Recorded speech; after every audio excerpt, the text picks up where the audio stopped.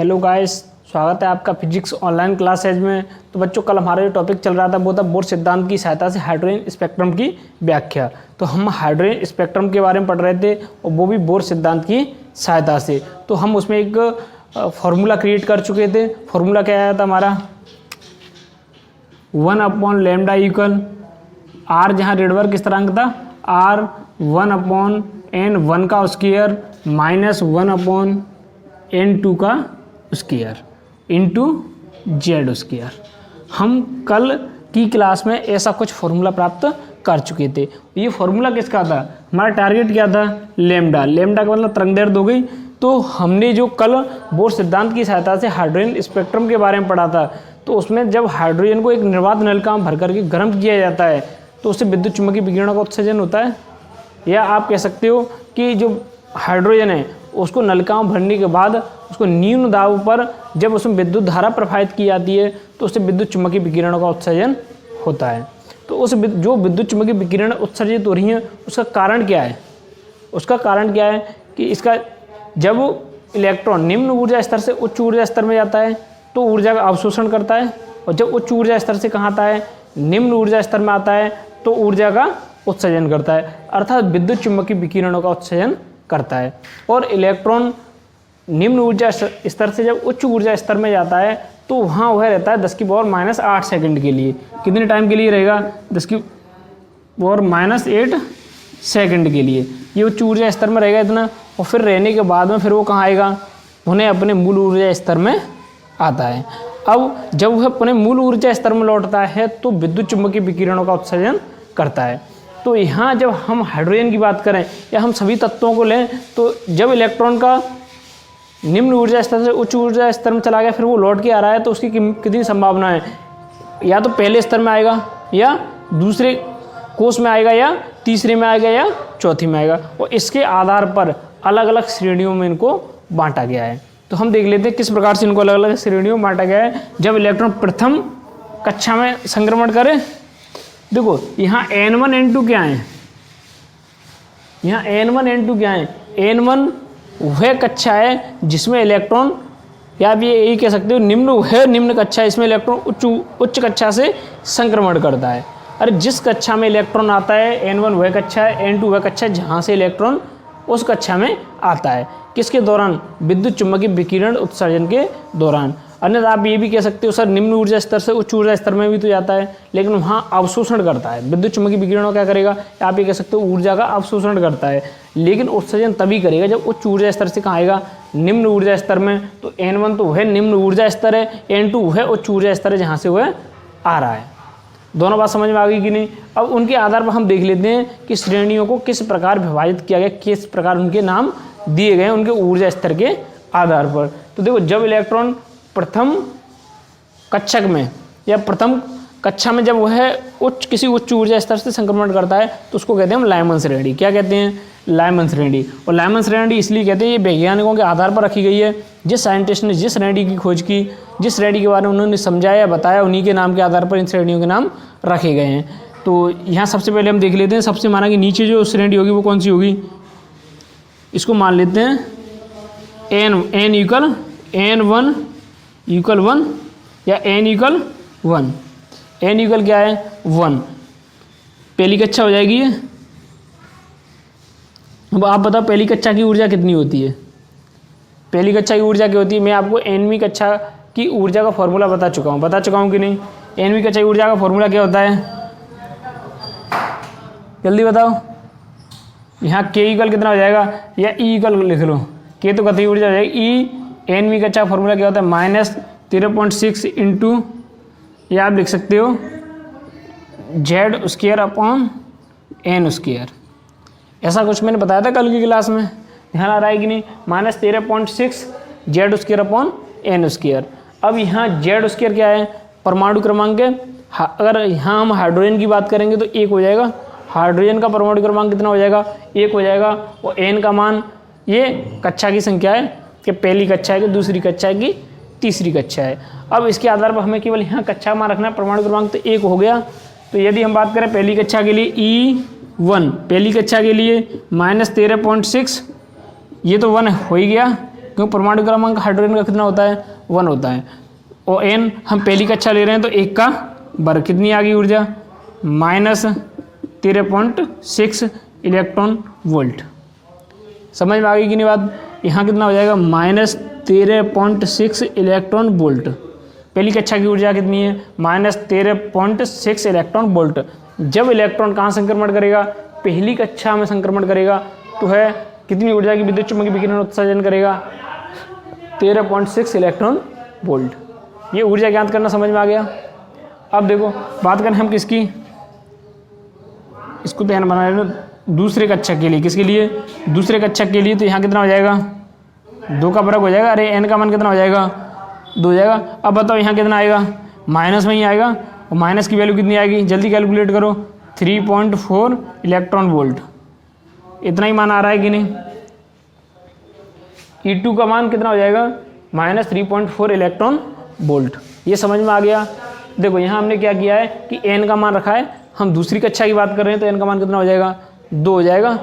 और पहली कक्षा की बात की तब हमने यहाँ क्या रखा था, 1 रखा था। जब 2 रख लिया, और परमाणु क्रमांक तो सेम रहेगा क्योंकि हम केवल हाइड्रोजन के लिए बात कर रहे हैं। केवल किसके लिए बात कर रहे हैं, हाइड्रोजन के लिए। तो यहाँ हाइड्रोजन के लिए 1 हो जाएगा, और इसका मान हमने 2 रख लिया, तब कितना आ गया, -3.4 इलेक्ट्रॉन वोल्ट। तो दूसरे कक्षा की ऊर्जा कितनी हो जाएगी, n = 2 के लिए -3.4 इलेक्ट्रॉन वोल्ट होगी कि नहीं होगी, n = 2 के लिए। n = 2 के लिए कितनी हो गई, -3.4 इलेक्ट्रॉन वोल्ट। अब किसकी बात कर लेते हैं, 3 के लिए।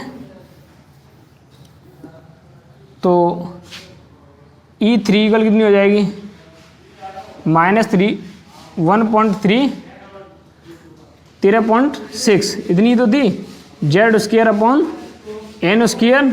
ये तो किसके लिए, n के लिए। अब बात करें हम E3 के लिए, अरे तीसरी कक्षा के लिए, तो यहाँ कितनी हो जाएगी, -13.6। Z का मान कितना है, 1 का वर्ग अपॉन n कितना है, 3 का वर्ग, कितना आ गया बताओ, -1.51 इलेक्ट्रॉन वोल्ट। तो इतना ही तो आ रहा है। तो ये किसके लिए आ गया, तीसरी कक्षा के लिए। तीसरी कक्षा के लिए n का मान कितना रखा है हमने, 3 रखा है। तो तीसरी कक्षा की ऊर्जा का मान आ गया। तो तीसरी कक्षा लिख दो यहाँ। तीसरी कक्षा के लिए मान कितना आ रहा है, -1.51 इलेक्ट्रॉन वोल्ट, n = 3। अब 4 की बात कर लेते हैं। अब 4 की बात कहाँ, यहीं रख लो, 4 यहाँ रख लो। अब बताओ कितना आ गया, इसको भी 4 कर दो। अरे ऊर्जा ज्ञात करना तो समझ में आ रहा होगा कि हमें केवल n का मान रखना है। कौन सी कक्षा की बात करें, जिस कक्षा की बात करें, n = जिस कक्षा की बात करें, जैसे पहली कक्षा तो 1 रखना है, दूसरी कक्षा तो 2 रखना है, तीसरी कक्षा तो 3 रखना है। अब हम चौथी कक्षा की बात करें तो कितना रखेंगे, 4 रखेंगे। तो ये 4 रख लो, कितना आ रहा है बताओ जल्दी कैलकुलेट करो। 4 रखने पर आएगा आपका 0.85 इलेक्ट्रॉन वोल्ट। इतना ही आ रहा है क्या, तो 0.85 इलेक्ट्रॉन वोल्ट ये किसके लिए आ जाएगा, n = 4 के लिए। अब इतनी ही बहुत है। n = 4 की ऊर्जा कितनी आ गई, -0.85 इलेक्ट्रॉन वोल्ट। तो हमने सभी कक्षाओं की ज्ञात कर ली, ऊर्जा ज्ञात कर ली, वो भी किसके लिए, हाइड्रोजन के लिए। हमने हाइड्रोजन के लिए 1 से लेकर 4 कक्षाओं की ऊर्जा हमने ज्ञात कर ली। अब हम इसको nवीं कक्षा ले लेते हैं, nवीं मतलब अनंतवीं कक्षा ले लेते हैं। n = क्या हो जाए, इनफाइनाइट। n = क्या है यहाँ, इनफाइनाइट। अब इनफाइनाइट शो करना जरूरी नहीं है, कोई भी कक्षा हो सकती है। n = 4 से आगे की कोई भी कक्षा हो सकती है। या आप ये कह सकते हो nवीं कक्षा जहाँ n का मान अनंत भी हो सकता है। तो यहाँ n का मान क्या हो सकता है, अनंत भी हो सकता है। अब देखो इलेक्ट्रॉन संक्रमण कहाँ से कहाँ तक कर सकते हैं कि हाइड्रोजन परमाणु में 1 इलेक्ट्रॉन होता है कि नहीं होता है। वो 1 इलेक्ट्रॉन ऊर्जा पा करके कहीं भी जा सकता है, दूसरी कक्षा में चला जाए, तीसरी में चला जाए, चौथी, 5वीं, मतलब किसी भी उच्च ऊर्जा स्तर में जा सकता है। वो डिपेंड करेगा हमारे द्वारा दी गई ऊर्जा पर। अब वो उच्च ऊर्जा स्तर में चला गया, लेकिन क्या वहाँ रहेगा, स्थायी नहीं रहेगा। कितने टाइम के लिए रहेगा, 10⁻⁸ सेकंड। फिर उसकी वतन वापसी होगी, अरे अपने देश वापस लौटेगा। उसका देश क्या है, n = 1। पहली कक्षा। तो पहली कक्षा में वापस लौट के आएगा, तो वापस लौट के आएगा तो बहुत बड़ी कुशी में आएगा, कुशी में आएगा तो ऊर्जा का उत्सर्जन करता हुआ आएगा। क्या आएगा? अरे जब वतन अपने देश वापस लौटते हैं तो खुशी तो होती है, तो जब इलेक्ट्रॉन अपनी कक्षा वापस लौटता है तो इतनी खुशी होती है उसको कि वह विद्युत चुम्बकीय विकिरणों का उत्सर्जन करता हुआ आता है। क्या करता है? विद्युत चुम्बकीय विकिरणों का उत्सर्जन करता हुआ अपने मूल ऊर्जा स्तर में लौटता है। तो माना कि पहले वो एक से दूसरे में पहुंच गया तो लौट करके कहाँ गया? दूसरे से ही पहले में लौट के आ गया। दूसरे से कहाँ लौट के आ गया? पहले में। या फिर तीसरे से पहले में लौट के आया, या चौथे से पहले में लौट के आया, या कोई भी हो अनंत से आया, या 5 में से 6 में 7 में 8 में किसी भी कक्षा से अपनी मूल कक्षा में n=1 अर्थात प्रथम कक्षा में लौट के आया। तब हमने श्रेणी को कहा लाइमन श्रेणी। क्या कहा? लाइमन श्रेणी। या आप ये कह सकते हो जब इलेक्ट्रॉन n=1, लाइमन श्रेणी के लिए शर्त क्या हो गई? n=1, और वो भी n कौन सा? n1। वो भी n कौन सा? n1 वाला। तो n1 का मान तो क्या होगा? 1, और n2 का मान क्या होगा? दिख रहा है कि नहीं? अब देखो n2 का मान क्या होगा? 2 हो सकता है, 3 हो सकता है, 4 हो सकता है, डैश डैश डैश कुछ भी हो सकता है। बात समझ में आ गई कि नहीं? कि इलेक्ट्रॉन कहीं से भी संक्रमण करे, वो संक्रमण कहाँ करे? प्रथम ऊर्जा स्तर में। कहाँ संक्रमण करे? प्रथम ऊर्जा स्तर में। चाहे वो दूसरे ऊर्जा स्तर से करे, तीसरे से करे, चौथे से करे, या n= अनंत से करे, कहीं से भी यदि वह प्रथम ऊर्जा स्तर में इलेक्ट्रॉन संक्रमण करता है तो उससे प्राप्त श्रेणी को लाइमन श्रेणी कहते हैं। तो लाइमन श्रेणी समझ में आ गई कि लाइमन श्रेणी क्या है। अब लाइमन श्रेणी के लिए n1=1 होता है, और n2 का मान कुछ भी हो सकता है, 2, 3, 4 कुछ भी हो सकता है। तो यहाँ जब फॉर्मूले में जब लाइमन श्रेणी अगर आपको न्यूमेरिकल में पूछा जाए कि इलेक्ट्रॉन n2 युगल या 5वीं कक्षा से लाइमन श्रेणी में संक्रमण करता है तो इसका मतलब क्या हो गया? n1 का मान 1 हो गया। अगर लाइमन श्रेणी की बात आ जाए तो n1 का मान आप क्या रखोगे? 1 रखोगे, और n2 का मान दिया होगा कि कौन से ऊर्जा स्तर में से आ रहा है। बाकी Z आपको परमाणु क्रमांक दिया होगा, किसी अगर विशिष्ट परमाणु के लिए बात करें तो उसका परमाणु क्रमांक दिया होगा। हाइड्रोजन की बात है तो हमने 1 रख लिया है। रेडबर्ग स्थिरांक का आपका मान पता है, मैंने आपको कल लिखाया था। अब इसका मतलब हम इस तरंग दैर्ध्य को ज्ञात कर सकेंगे। अब देखो यदि इलेक्ट्रॉन दूसरे से इसमें आए तो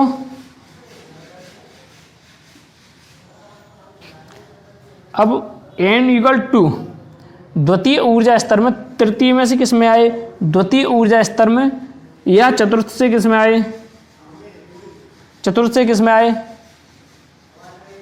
द्वितीय ऊर्जा स्तर में, या 5वां भी बना लो इसमें।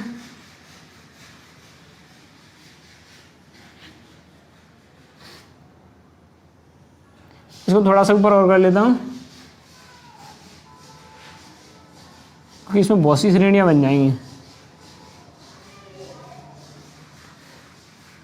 फिर इसको यहां से शो करना चाहिए था, एक और शो कर दो।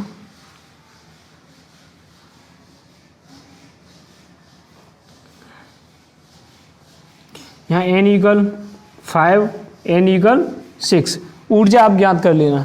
जैसे मैंने इनकी ऊर्जा ज्ञात की है उसी प्रकार आपके लिए भी तो कुछ काम छोड़ दूँ थोड़ा बहुत, तो इनकी ऊर्जा भी आप ज्ञात कर सकते हो, कर लेना। ठीक है, फॉर्मूला आपको बताइए, फॉर्मूला क्या है? अरे En= क्या होता है? En= क्या होता है बताओ? -13.6 × Z²/n²। इस फॉर्मूले से आप n का मान रखते जाएं। n का मान पहले क्या रखना है यहाँ, क्योंकि 4 तक तो मैंने ज्ञात करा दिया, 5 रखना है, जो मान आ जाए उसको यहाँ रख देना। फिर कितना रखना है? 6 रखना है, जो मान आ जाए फिर उसको यहाँ रख देना। इनकी ऊर्जाएं भी आप भी ज्ञात कर लेना। बाई चांस इस पर भी अलग न्यूमेरिकल आ सकता है, कोई कक्षा दी होगी और परमाणु क्रमांक दिया होगा, तब उस कक्षा की ऊर्जा ज्ञात करनी होगी, तो ऐसा भी न्यूमेरिकल आ सकता है, तो वो भी आप कर लेना। इन दोनों की ज्ञात कर लेना। अब देखो इलेक्ट्रॉन तृतीय ऊर्जा स्तर से कहाँ आ सकता है? द्वितीय में आ सकता है, अरे संक्रमण कर सकता है, या चौथे ऊर्जा स्तर से द्वितीय ऊर्जा स्तर में संक्रमण कर सकता है, या फिर 5वीं से किस में कर सकता है? द्वितीय में कर सकता है। 6वीं से किस में कर सकता है? द्वितीय में कर सकता है, या अनंत से भी वह द्वितीय ऊर्जा स्तर में आ सकता है। अब इसको कहते हैं लाइमन हो गई, इसको कहते हैं बामर श्रेणी। क्या कहते हैं? बामर श्रेणी। जब बामर श्रेणी की बात की जाए, किसकी बात की जाए? बामर श्रेणी की, तो n1 का मान तो होगा 2, क्योंकि द्वितीय ऊर्जा स्तर में आ रहा है इलेक्ट्रॉन, तो n1 का मान होगा 2, n2 का मान होगा जहाँ से आ रहा है 3 हो सकता है, 4 हो सकता है, 5 हो सकता है, 6 हो सकता है और कुछ भी हो सकता है। तो इसका मतलब इसके लिए n1 कितना हो जाएगा? बामर श्रेणी के लिए n1 इक्वल 2 और n2 equal 3, 4, 5 dash dash dash, मतलब कुछ भी हो सकता है। तो ये बात समझ में आ गई कि नहीं? n1 का मान बामर श्रेणी के लिए 2 होगा और n2 का मान बामर श्रेणी के लिए 2 से अधिक होगा। तो यहाँ तक बात समझ में आ गई कि नहीं? जल्दी बताओ बेटा। अब इलेक्ट्रॉन n इक्वल 3 में संक्रमण करें, कहाँ करें? किसी उच्च ऊर्जा स्तर से n इक्वल 3 में यदि संक्रमण करता है तो हम किस प्रकार से बनाएंगे? n इक्वल 3 इसमें संक्रमण करेगा, n इक्वल 4 से कर सकता है, कर सकता है कि नहीं? 4 से कर सकता है, 5 से कर सकता है, 6 से और अनंत से कहीं से भी कर सकता है।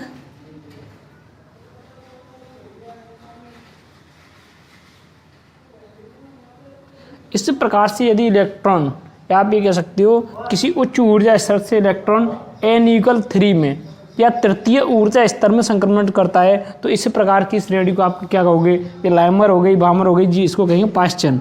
क्या कहेंगे? पाश्चन। पाश्चन श्रेणी। अब पाश्चन श्रेणी के लिए n कितना हो गया?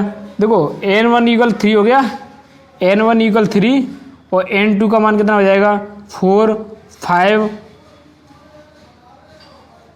6, इस प्रकार से हो जाएगा। तो ये पॉइंट समझ में आ गया कि नहीं? कि जब इलेक्ट्रॉन n इक्वल 3 में उच्च ऊर्जा स्तर से संक्रमण करता है तो वहाँ n1 का मान कितना हो जाएगा? 3 हो जाएगा। यहाँ n1 का मान 3 रखेंगे, n2 का मान कितना रखेंगे? जहाँ से वो आ रहा है उस मान को, चौथी से आ रहा है तो 4, 5 में से तो 5, छठवें से आ रहा है तो 6, और अगर अनंत से आ रहा है तो अनंत। इस प्रकार से रख लेंगे। यदि इलेक्ट्रॉन चौथे में, या आप ये कह सकते हो चतुर्थ ऊर्जा स्तर में संक्रमण करता है, तो कहाँ कहाँ से कर सकता है? एक तो 5वें से कर सकता है, ये कहाँ से कर सकता है? 6वें से, और उससे ऊपर कहीं से भी कर सकता है। तो इस श्रेणी को क्या कहोगे आप? ब्रैकेट श्रेणी। और इस ब्रैकेट श्रेणी के लिए n1 इक्वल कितना हो गया? अब इसको तो बता सकते हो, कमेंट्स में जल्दी बताओ। ब्रैकेट श्रेणी के लिए n1 हम क्या रखेंगे? देख के बताओ जल्दी। जिसकी समझ में आ रहा हो वो फटाफट आंसर दे। देखो कितना आएगा? n इक्वल 4 हो जाएगा, तो n1 का मान कितना हो जाएगा? 4, और n2 का मान क्या हो जाएगा? 5, 6, 7, इस प्रकार से होगा। और कितना भी हो सकता है, 5, 6, 7 से आगे अनंत तक कुछ भी हो सकता है। अब इसके बाद में इलेक्ट्रॉन कहाँ संक्रमण कर सकता है? 5 में कर सकता है। कहाँ कहाँ से आ सकता है? एक तो 6 से आ सकता है और उससे ऊपर कहीं से भी। इसको आप क्या कहोगे? लाइमर हो गई, बामर हो गई, पाश्चन, ब्रैकेट, फुंड। इसको क्या कहोगे आप? फुंड। ये साइंटिस्टों के नाम है सब। पाश्चन, ब्रैकेट, ये साइंटिस्टों के नाम है। बामर भी ये साइंटिस्ट का नाम, लाइमन भी साइंटिस्ट का ही नाम है, फुंड। अब इसके बाद में एक और आएगी हम्फ्री। अब वो हम्फ्री को इसमें नहीं आ रही तो इतनी बहुत है, कोई दिक्कत नहीं है, इतना ही बना दो। तो एक तो फुंड श्रेणी, इसको क्या कहोगे आप? फुंड श्रेणी। और फुंड श्रेणी के लिए n1 इक्वल क्या होगा? जल्दी बताओ। 5 होगा, और n2 कितना होगा? 6, 7, इससे आगे कुछ भी होगा। तो ये इस प्रकार से इलेक्ट्रॉन संक्रमण कर सकते हैं। इलेक्ट्रॉनों का संक्रमण समझ में आ गया कि नहीं? कि यदि प्रथम ऊर्जा स्तर में इलेक्ट्रॉन संक्रमण करता है तब तो वो लाइमन श्रेणी होती है, वो करे कहीं से भी संक्रमण। इलेक्ट्रॉन कहीं से भी यदि प्रथम ऊर्जा स्तर में संक्रमण करता है तो उसको लाइमन श्रेणी कहेंगे, यदि द्वितीय में करता है तो उसको बामर श्रेणी कहेंगे, यदि तृतीय में करता है तो उसको पाश्चन श्रेणी कहेंगे, यदि चतुर्थ में करता है तो ब्रैकेट, और पंचम में करता है तो फुंड श्रेणी हो गई। अब n1 n2 के मान आपको पता चल गया किस प्रकार से हमें n1 का मान कहाँ से रखना है, n2 का मान कहाँ से रखना है। जेड का आपको पता ही है, परमाणु क्रमांक होता है, r रेडबर्ग स्थिरांक पता ही है आपको, कल की क्लास में हमने रेडबर्ग स्थिरांक पढ़ा था।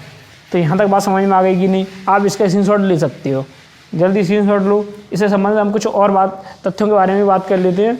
अब देखो, यहाँ जो लाइमन श्रेणी है, इलेक्ट्रॉन किसी भी ऊर्जा स्तर में से जब प्रथम ऊर्जा स्तर में आता है तो जिन विकिरणों का उत्सर्जन करता है, यदि उसकी तरंगदैर्घ्य देखी जाए, उससे हमें उसकी जो तरंगदैर्घ्य प्राप्त होती है वो पराबैंगनी किरणें हैं, या आप ये कह सकते हो पराबैंगनी तरंगें हैं, उनकी तरंगदैर्घ्य के साथ समानता रखती है, अर्थात उनकी तरंगदैर्घ्य के लगभग बराबर होती है। कैसी होती है?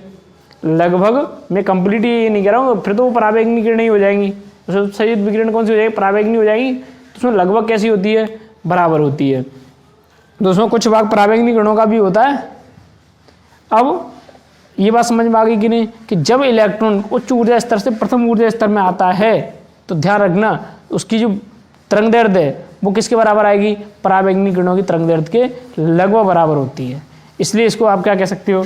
ये पराबैंगनी क्षेत्र में प्राप्त होती है जब इलेक्ट्रॉन किसी उच्च ऊर्जा स्तर से प्रथम ऊर्जा स्तर में आता है। आप ये कह सकते हो लाइमन श्रेणी पराबैंगनी क्षेत्र में प्राप्त होती है। तो लाइमन श्रेणी कौन से क्षेत्र में हो गई? तो इसका ध्यान रखना, पराबैंगनी क्षेत्र में। लाइमन श्रेणी किस में हो गई? पराबैंगनी क्षेत्र।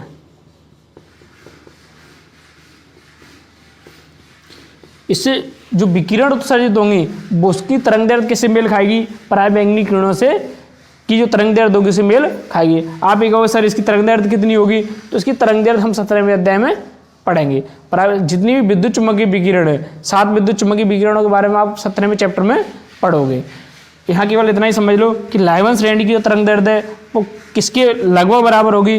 पराबैंगनी किरणों की। इसलिए आप कह सकते हो लाइमन श्रेणी किस क्षेत्र में आती है? पराबैंगनी क्षेत्र में। यहाँ तक बात समझ में आ गई कि नहीं? अब बात करें बामर श्रेणी किस क्षेत्र में आती है? ये पराबैंगनी क्षेत्र प्लस दृश्य क्षेत्र में। दृश्य पराबैंगनी प्लस दृश्य क्षेत्र। बामर श्रेणी में या आप ये कह सकते हो जब इलेक्ट्रॉन किसी उच्च ऊर्जा स्तर से द्वितीय ऊर्जा स्तर में संक्रमण करता है, अर्थात बामर श्रेणी में जो बामर श्रेणी से जो हमें तरंगदैर्घ्य प्राप्त होती है, जो विकिरण हाइड्रोजन स्पेक्ट्रम में जो विकिरण होती है उनकी जो तरंगदैर्घ्य होती है वो किसके बराबर होती है? पराबैंगनी किरण तथा दृश्य किरणों की तरंगदैर्घ्य के लगभग बराबर होती है। इसलिए आप क्या कह सकते हो कि बामर श्रेणी किसके अंतर्गत आती है? पराबैंगनी व दृश्य क्षेत्र के अंतर्गत आती है। ये बात समझ में आ गई। अब नेक्स्ट ये तीनों हैं, इनका ध्यान रखना, ये अवरक्त क्षेत्र में आएंगी। किस में आएंगी? अवरक्त क्षेत्र का मतलब ये है कि पाश्चन श्रेणी, ब्रैकेट श्रेणी और फुंड श्रेणी, इन तीनों श्रेणियों की जो तरंगदैर्घ्य प्राप्त होगी वो तरंगदैर्घ्य अवरक्त किरण है उसकी लगभग तरंगदैर्घ्य की लगभग बराबर होगी। इनसे प्राप्त तरंगदैर्घ्य अवरक्त जो किरणें हैं उसकी तरंगदैर्घ्य के लगभग बराबर होगी। इसलिए इनको किस श्रेणी में रखा जाएगा, या आप कह सकते हो किस क्षेत्र में रखा जाएगा? तीनों श्रेणियों को अवरक्त क्षेत्र में रखा जाता है। कारण समझ में आ गया कि नहीं? तो इसको किस में रखा जाएगा? अवरक्त क्षेत्र। अवरक्त क्षेत्र इसको भी किस में रखा जाएगा? ये कंपटीशन में बहुत पूछे जाते हैं कि पाश्चन श्रेणी किस क्षेत्र में आती है, इसलिए मैं आपको लिखा रहा हूँ। ये आपकी क्लास में शायद मुश्किल पूछे जाएंगे, लेकिन फिर भी बहुत इंपॉर्टेंट पॉइंट है। बामर श्रेणी पराबैंगनी प्लस दृश्य क्षेत्र में आती है, और लाइमन श्रेणी पराबैंगनी क्षेत्र में आती है, और पाश्चन श्रेणी अवरक्त क्षेत्र में। तीनों अवरक्त क्षेत्र में। ऐसे ट्रिक याद रखना कि लाइमन पहली तो पराबैंगनी क्षेत्र होगी, फिर दूसरी आएगी वो पराबैंगनी प्लस दृश्य, और फिर उसके बाद में तीनों अवरक्त क्षेत्र में आएंगी।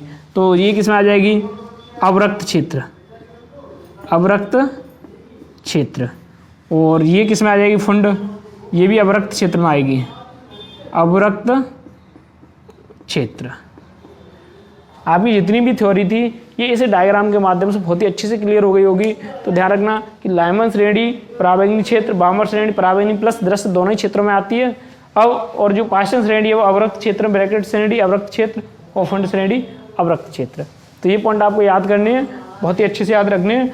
अब देखो यहाँ तक बात हो गई कि नहीं?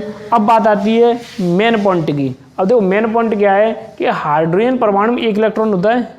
अरे हाइड्रोजन परमाणु में क्या होता है? एक इलेक्ट्रॉन होता है। प्रथम ऊर्जा स्तर में होता है। कहाँ होता है? n=1 में। अब जब इसको ऊर्जा दी जाएगी, जब हाइड्रोजन किस में भर लिया? निर्वात नलिका में भर करके उसको उच्च ताप पर गर्म किया था। जब हाइड्रोजन को ऊर्जा दी जाएगी तो इलेक्ट्रॉन क्या करेगा? यहाँ से किसी उच्च ऊर्जा स्तर में चला जाएगा। अरे वो कहीं भी चला जाए, जितनी ऊर्जा देती है उस हिसाब से वो चला जाएगा। अब वहाँ से फिर वो उसकी वतन वापसी हुई, पुनः अपने मूल ऊर्जा स्तर में लौट के आएगा। तो लौट के आएगा कि नहीं? कहाँ आएगा? प्रथम ऊर्जा स्तर में लौट के आएगा। ध्यान रखना, इलेक्ट्रॉन जिस ऊर्जा स्तर से जाता है उसी ऊर्जा स्तर में लौट के उसको आना है और उसको अपने देश में ही आना है, इस चीज़ का ध्यान रखना। तो ध्यान रखना हाइड्रोजन के लिए इलेक्ट्रॉन कहाँ लौट के आएगा, लाइमन श्रेणी में। तो एक बात बताओ, हाइड्रोजन में एक ही इलेक्ट्रॉन है, वो भी लाइमन श्रेणी में लौट के आ रहा है, या भी कैसे प्रथम ऊर्जा स्तर में लौट के आ रहा है, इसलिए उससे प्राप्त जो स्पेक्ट्रम होगा उसके लिए कौन सा होगा, लाइमन श्रेणी वाला होगा कि नहीं होगा। ध्यान रखना हाइड्रोजन के लिए केवल लाइमन श्रेणी प्राप्त होती है, हाइड्रोजन के स्पेक्ट्रम में केवल लाइमन श्रेणी प्राप्त होती है, न कि बामर, पास्टन, ब्रैकेट और फुंड, और एक हम्फ्री और वो भी नहीं होती है। तो ये बिल्कुल हाइड्रोजन परमाणु के लिए बात करें, जो स्पेक्ट्रम प्राप्त होगा, हाइड्रोजन स्पेक्ट्रम प्राप्त होगा, उसमें ये श्रेणियाँ अदृश्य होंगी। क्या होंगी, बिल्कुल पता नहीं चलेगा, होंगी नहीं, केवल लाइमन श्रेणी होती है। कारण समझ में आ गया, क्योंकि जो हाइड्रोजन परमाणु होता है उसमें एक इलेक्ट्रॉन होता है, प्रथम ऊर्जा स्तर में होता है, जब यदि उसको ऊर्जा दी तो उच्च ऊर्जा स्तर में चला जाता है कुछ समय बाद। कुछ समय कितना, कमेंट्स में जल्दी बताओ।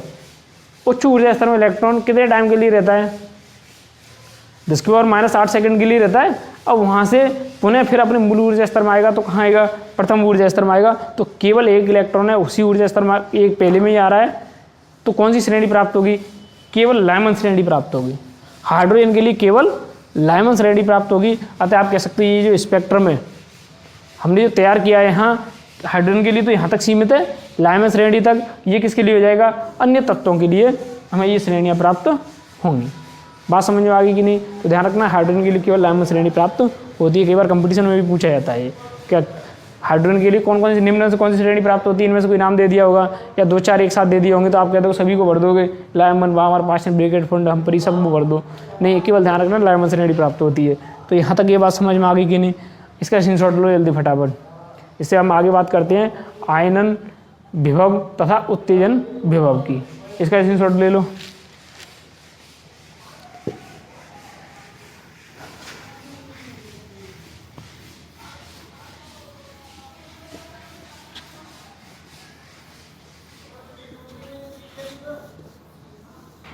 देखो आयनन विभव या उत्तेजन विभव क्या है। आयनन ऊर्जा तो आपने पढ़ी होगी, केमिस्ट्री में भी पढ़ी है कि नहीं पढ़ी है। तो पहले आयनन ऊर्जा की बात कर लें। आयनन ऊर्जा बात किसी कर रहे हैं हम, आयनन ऊर्जा। तो आयनन ऊर्जा केमिस्ट्री के अनुसार डेफिनेशन बता रहा हूँ पहले, किसी गैसीय विलगित परमाणु के भातम कोश से एक इलेक्ट्रॉन बाहर निकालने के लिए दी गई ऊर्जा आयनन ऊर्जा कहलाती है। तो ये आयनन ऊर्जा की डेफिनेशन कोई भी परमाणु है, वहाँ तक कोई गैसीय विलगित परमाणु लिया था, किसी गैसीय विलगित परमाणु के भातम कोश से एक इलेक्ट्रॉन बाहर निकालने के लिए दी गई ऊर्जा आयनन ऊर्जा कहलाती है। अब यहाँ कोई भी हमने परमाणु ले लिया, यहाँ तो हाइड्रोजन लिया क्योंकि ये हाइड्रोजन की चर्चा चल रही है। मतलब बोर्ड साहब ने किस पर प्रैक्टिकल किया था, हाइड्रोजन पर। तो उनकी परिकल्पना से हाइड्रोजन स्पेक्ट्रम की व्याख्या की गई थी। तो यहाँ केवल हाइड्रोजन की चर्चा, तो यहाँ भी गैस ही ले लो।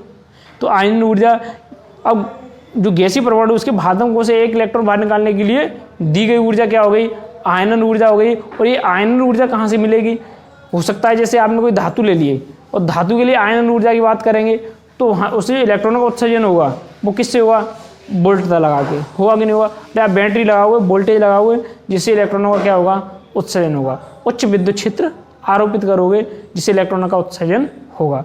तो इसका मतलब ये हो गया कि जब आप आयनन ऊर्जा की बात करें तो वो आपने आयनन ऊर्जा किसके थ्रू दी, यदि आपने वोल्टता के थ्रू दी है, आपने कोई सेल लगाया है, वोल्टेज लगाई है, तो यदि आप उसके थ्रू दे रहे हो तो जो आयनन ऊर्जा है, आप ये कह सकते हो जिस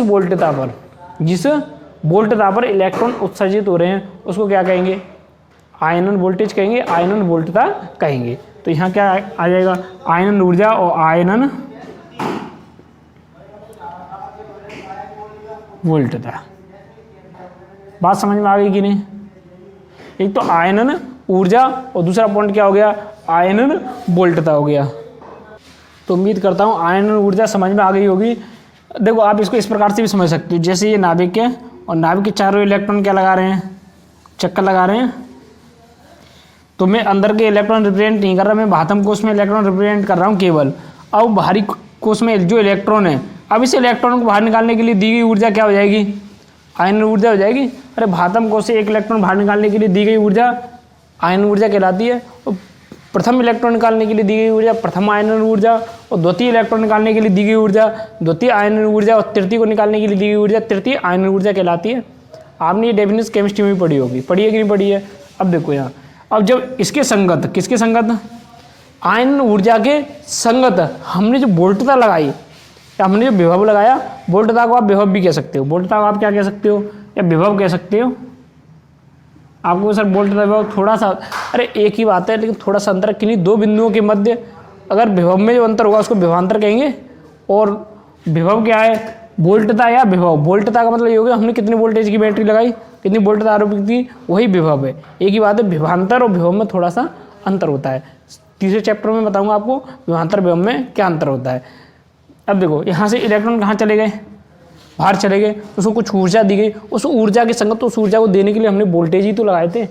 अरे हमने कोई सेल लगाया होगा या कोई भी AC DC कोई भी करंट आरोपित किया होगा तो उसमें हमने वोल्टता तो आरोपित की होगी, तभी तो हमने उसको ऊर्जा दे दी। हमने ऊर्जा दी वोल्टता के थ्रू, किसके थ्रू दी है, वोल्टता के थ्रू। हमने उसको गर्म नहीं किया है, हमने वोल्टता के थ्रू ऊर्जा दी है। तो जितनी ऊर्जा हमने देकर इलेक्ट्रॉन बाहर निकाले उस ऊर्जा के संगत वोल्टता हमने क्या लगाई थी, उस ऊर्जा के संगत हमने वोल्टता क्या लगाई थी, वह वोल्टता क्या कहलाएगी, या वह विभव क्या कहलाएगा। जो हमने विभव आरोपित किया था वह विभव क्या कहलाएगा, आयनन विभव। या आप डायरेक्टली ये कह सकते हो कि गैसीय विलयित परमाणु धातु को से एक इलेक्ट्रॉन बाहर निकालने के लिए आरोपित विभव आयनन विभव कहलाता है। आरोपित विभव क्या कहलाएगा, आयनन विभव कहलाएगा। या आप इस प्रकार से परिभाषित कर सकते हो, पहले आयनन ऊर्जा को परिभाषित कर लो, फिर किसको कर लो, आयनन विभव को। तो किस प्रकार से करेंगे, यदि आयनन ऊर्जा को परिभाषित करते हुए आयनन विभव करेंगे तो कैसे कहना है, यदि कोई इलेक्ट्रॉन, या आप कह सकते हो किसी भी गैसीय विलयित परमाणु के भातम कोश से एक इलेक्ट्रॉन बाहर निकालने के लिए दी गई ऊर्जा आयनन ऊर्जा कहलाती है, तथा उस आयनन ऊर्जा के संगत विभव को आयनन विभव कहते हैं। संगत का मतलब ये हो गया वो जो ऊर्जा दी थी उस टाइम वोल्टता कितनी थी, तो उस आयनन ऊर्जा के संगत विभव को आयनन विभव कहते हैं। या आप डायरेक्ट ये कह सकते हो कि किसी गैसीय विलयित परमाणु के भातम कोश से एक इलेक्ट्रॉन बाहर निकालने के लिए आरोपित विभव आयनन विभव कहलाता है। बात समझ में आ गई कि नहीं। अब एक पॉइंट आता है उत्तेजन विभव तथा उत्तेजन ऊर्जा, ये तो अलग बात हो गई। उत्तेजन ऊर्जा, एक्साइट स्टेट एनर्जी, उत्तेजन अवस्था ऊर्जा, तो या आप कह सकते हो उत्तेजन विभव, उत्तेजन विभव सेम इसी प्रकार से ये है, लेकिन थोड़ा सा अंतर है। देखो क्या है, इलेक्ट्रॉन को पूरी तरह बाहर निकालने के लिए दी गई ऊर्जा तो आयनन ऊर्जा थी। अगर हम जैसे प्रथम ऊर्जा स्तर से इलेक्ट्रॉन को कहाँ पहुँचाना है, द्वितीय ऊर्जा स्तर में पहुँचाना है। प्रथम ऊर्जा स्तर से इलेक्ट्रॉन को कहाँ पहुँचाना है, द्वितीय ऊर्जा स्तर में संक्रमण कराना है, अर्थात उस इलेक्ट्रॉन को उत्तेजित करना है। क्या करना है, और इसको एक्साइट स्टेट में लाना है। यदि इलेक्ट्रॉन को थोड़ी सी ऊर्जा दी गई, फिर इतनी ऊर्जा दी गई कि वो एक्साइट स्टेट में आ जाए, और एक्साइट स्टेट उत्तेजित अवस्था में आकर कहाँ चला जाए, वो एक ऊर्जा स्तर से द्वितीय ऊर्जा स्तर में, किसी एक से दूसरे ऊर्जा स्तर में। तो इसका मतलब वो जो हमने ऊर्जा दी, एक इलेक्ट्रॉन ऊर्जा स्तर से दूसरे ऊर्जा स्तर में चला गया तो उसको हमने जो ऊर्जा दी उसको उत्तेजन ऊर्जा कहेंगे, क्योंकि वो उत्तेजित हो गया। उत्तेजित होकर कहाँ चला गया, द्वितीय ऊर्जा स्तर में चला गया। तो उसको हमने जो ऊर्जा दी, किसी भी इलेक्ट्रॉन को एक ऊर्जा स्तर से दूसरे ऊर्जा स्तर में संक्रमण के लिए दी गई ऊर्जा उत्तेजन ऊर्जा कहलाएगी, तथा उसके संगत विभव को उत्तेजन विभव कहेंगे। तो उस उत्तेजन ऊर्जा के संगत जो विभव होगा उसको क्या कहेंगे, उत्तेजन विभव कहेंगे। उत्तेजन विभव समझ में आ गया। आप इसको या डायरेक्टली ये परिभाषित कर सकते हो उत्तेजन विभव को कि किसी इलेक्ट्रॉन को एक ऊर्जा स्तर से दूसरे ऊर्जा स्तर में संक्रमण कराने के लिए आरोपित विभव क्या कहलाएगा, उत्तेजन विभव। और आप इसको डायरेक्टली ऐसे याद रखना, इलेक्ट्रॉन के संक्रमण के लिए अर्थात उसको एक्साइट स्टेट में लाने के लिए एक ऊर्जा स्तर दूसरे ऊर्जा स्तर में पहुंचाने के लिए ऊर्जा आवश्यक होगी वो उत्तेजन ऊर्जा, जो विभव आवश्यक होगा वो उत्तेजन विभव कहलाएगा। यदि इसको फाइनली बाहर निकालना है, बिल्कुल गेट आउट, इलेक्ट्रॉन को क्या करना है, बिल्कुल परमाणु से बाहर निकालना है, वो आयनन ऊर्जा होगी, और उसके संगत विभव होगा वो क्या होगा, आयनन विभव होगा। या इलेक्ट्रॉन पूर्णतः बाहर निकालने के लिए दिया गया विभव आयनन विभव होगा। तो ये दोनों परिभाषाएं समझ में आ गई कि नहीं, और मैं उम्मीद करता हूँ ये बहुत ही अच्छी समझ में आई होंगी। तो ये पॉइंट अच्छे समझ लेना, उत्तेजन ऊर्जा क्या है, उत्तेजन विभव क्या है, आयनन ऊर्जा क्या है, आयनन विभव या वोल्टता क्या है, तो समझ में आ गई होंगी। अब देखो ये जो काम किया था किसने किया था, बोर साहब ने। आप ये कह सकते हो बोर के परमाणु मॉडल के आधार पर बोर साहब ने परमाणु के बारे में जो कुछ भी बताया था उनके आधार पर हाइड्रोजन स्पेक्ट्रम की अच्छे से व्याख्या की गई। बहुत ही अच्छी तरह से हाइड्रोजन स्पेक्ट्रम की व्याख्या किसके आधार पर की गई? अरे बोर के परमाणु मॉडल के आधार पर। अब इनके आधार पर जब अच्छी व्याख्या हुई तो इनको इसी में 1922 में, कब की बात कर रहा हूँ मैं, 1922 में बोर को क्या दिया गया? नोबेल पुरस्कार दिया गया। क्या दिया गया? नोबेल पुरस्कार। तो बोर साहब को नोबेल पुरस्कार से सम्मानित किया गया 1922 में। और कारण क्या था? उन्होंने जो परमाणु स्ट्रक्चर प्रस्तुत किया था, या परमाणु की संरचना या परमाणु से संबंधित संरचना संबंध जो अभिग्रहित प्रस्तुत किए थे, उनके आधार पर हाइड्रोजन स्पेक्ट्रम की बहुत ही अच्छी सी व्याख्या की गई और इनको नोबेल पुरस्कार 1922 में दिया गया। इसके साथ साथ अब आपको पता है इंसान कमियां तो हर जगह निकालता है। इन्होंने इतनी विशिष्टता होने के बावजूद भी, इनके अभिग्रहितों में बहुत विशिष्टता होने के बावजूद भी इनकी बहुत सी कमियां निकाली गई और इनकी कमियों के बारे में अध्ययन कर लेते हैं। और ध्यान रखना, आपके एग्जाम में कमियां बहुत पूछी जाएंगी। बोर साहब की कमियां बार बार पूछी जाती हैं और रदरफोर्ड साहब की कमियां बार बार पूछी जाती हैं। इन्हीं कमियां ही बार बार पूछी जाती हैं क्योंकि इंसान का स्वभाव है कमियां पूछना, कमियां बताना, कमियां ढूंढना। वैसे गलत है ये सब, ठीक है। तो फिर भी हम बोर साहब की कमियां पढ़ लेते हैं। बोर साहब ने जो अभिग्रहित प्रस्तुत किए, जो परमाणु संरचना के बारे में जो कुछ भी बताया, उनकी कमियों के बारे में हम पढ़ लेते हैं। तो देखो कि कमियां इनकी क्या हैं। तो अब बात कर लेते हैं बोर मॉडल की कमियां।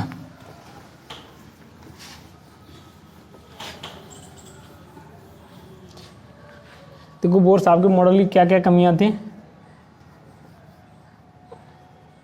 बोर मॉडल की कमियां,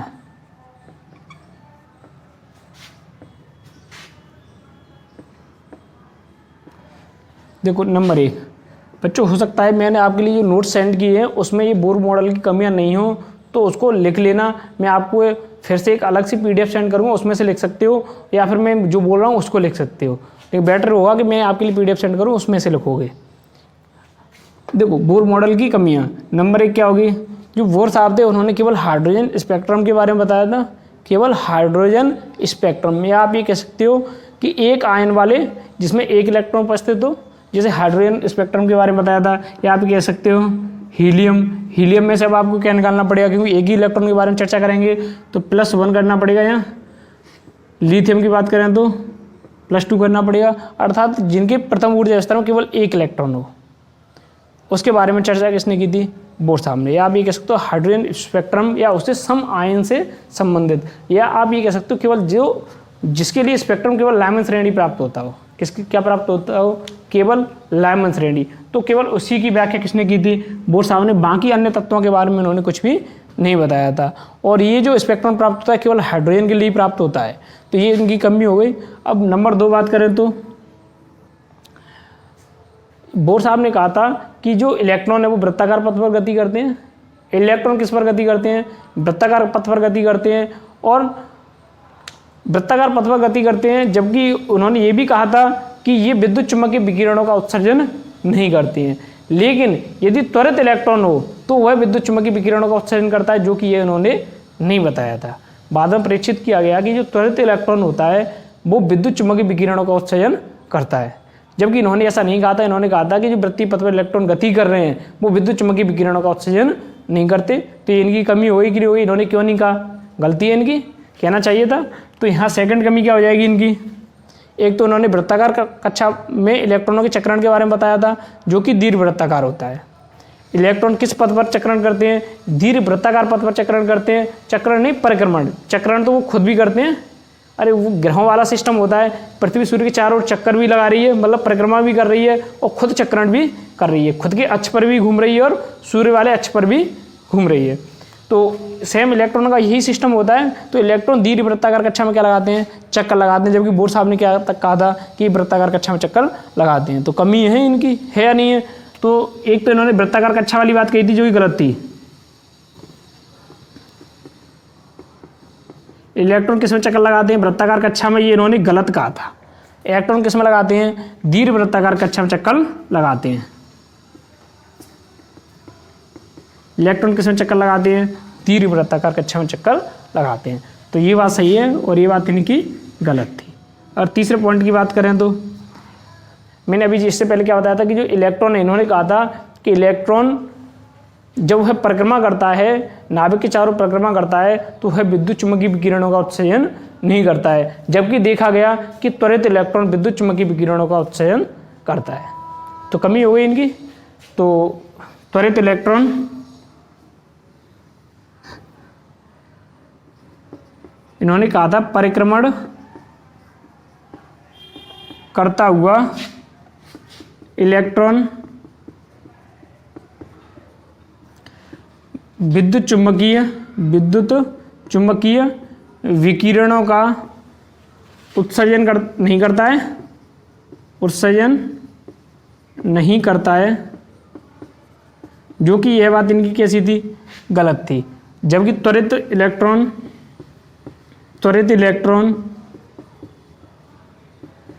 विद्युत चुम्बकीय विकिरणों या इलेक्ट्रोमैग्नेटिक वेव, मैं शॉर्ट लिख देता हूँ EMW, इलेक्ट्रोमैग्नेटिक वेव का उत्सर्जन करता है।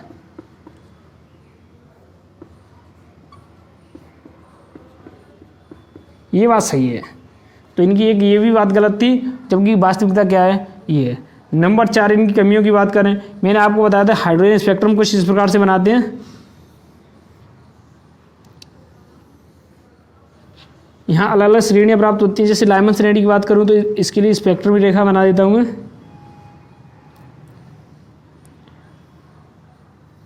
ये लाइमन श्रेणी हो जाएगी।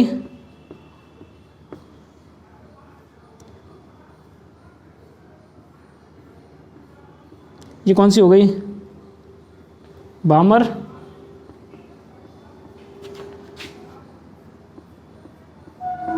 ये कौन सी हो गई, पाश्चन। अब इन श्रेणियों में, जब इन श्रेणियों को एक अति उच्च विभेदन क्षमता वाली सूक्ष्मदर्शी द्वारा देखा गया, किसके द्वारा, अति उच्च विभेदन क्षमता वाली सूक्ष्मदर्शी। और उच्च विभेदन क्षमता वाली सूक्ष्मदर्शी के बारे में आप 11वें चैप्टर में पढ़ोगे, सॉरी 12वें चैप्टर में पढ़ोगे। इस फिजिक्स का जो तुम्हारा 12वां चैप्टर दिया हुआ है उसमें उच्च विभेदन क्षमता वाली सूक्ष्मदर्शी के बारे में बताया गया, वहाँ मैं आपको पढ़ाऊँगा। तो यहाँ जब इन रेखाओं को देखा गया, जब स्पेक्ट्रल रेखाओं को सूक्ष्मदर्शी द्वारा देखा गया, तो इनमें जो विभेदन हो रहा था, अर्थात ये थोड़ी थोड़ी दूर थी।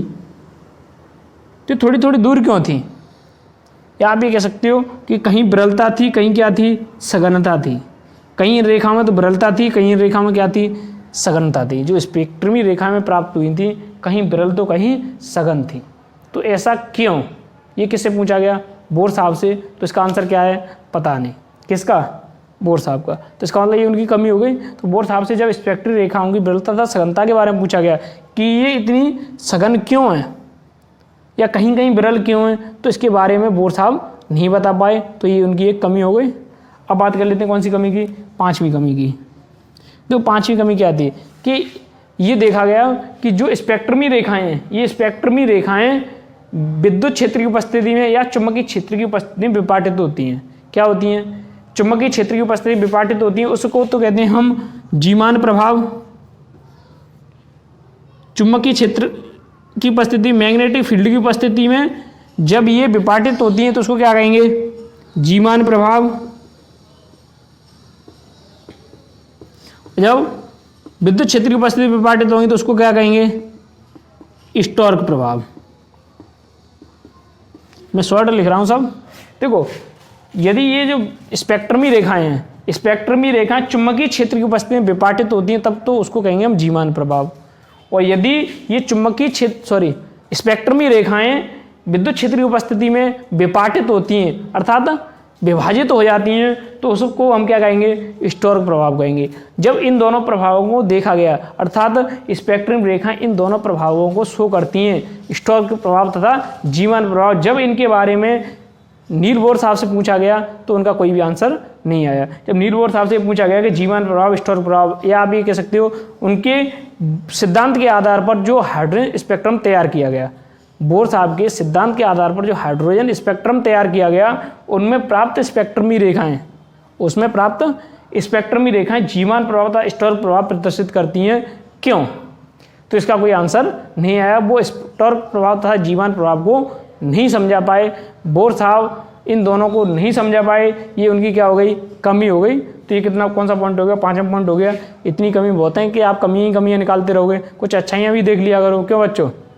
तो बोर साहब की अच्छाइयाँ भी बहुत थी, इनकी एक बहुत बड़ी उपलब्धि थी कि इन्होंने हाइड्रोजन स्पेक्ट्रम की व्याख्या की थी और इसी के आधार पर उनको 1922 में नोबेल पुरस्कार भी दिया गया था। तो ये उनकी उपलब्धि भी थी। तो आज की क्लास यहीं पर समाप्त करते हैं। इसके बाद जो एक टॉपिक और बचा है आपका इस चैप्टर में, वो कल फिनिश हो जाएगा, या हो सकता है उसको एक दूसरे चैप्टर के साथ मैं उसको ऐड कर लूँ और ये आपका चैप्टर फिनिश है। कल से नया चैप्टर स्टार्ट करते हैं। ओके, गुड बाय बच्चों।